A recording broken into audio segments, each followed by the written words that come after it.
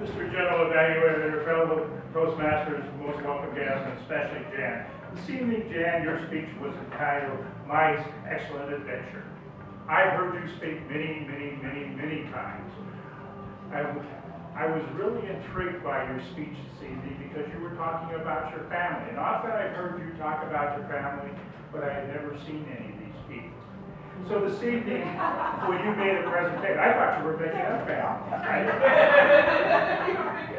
But this evening, you actually showed us pictures of these people. Now, one of the things I was supposed to pay attention to was, were your visual aids easy to see? Absolutely. Your visual aids were actually showed up well on the screen.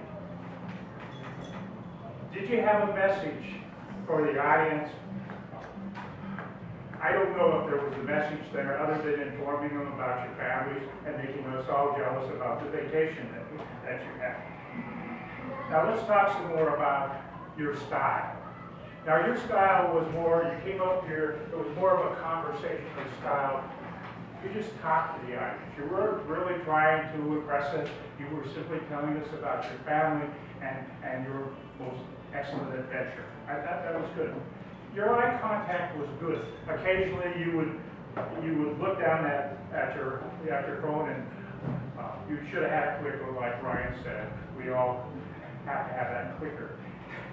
But I know. Also, you kept fiddling with your glasses, and that kind of threw me off a little bit.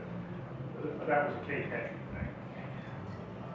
Your voice was loud. You could be heard. Now, if there were areas that I would suggest for improvement, is focus. You had many different pictures up here, and all got a little confusing after a time. In one instance, you were talking about your family, and next thing you were talking about the bear and the whatever that was, a deer. The point about it is, if you're going to talk about family, talk about family. If you're going to talk about the animals, talk about the animals. You just, sometimes it got a little confusing.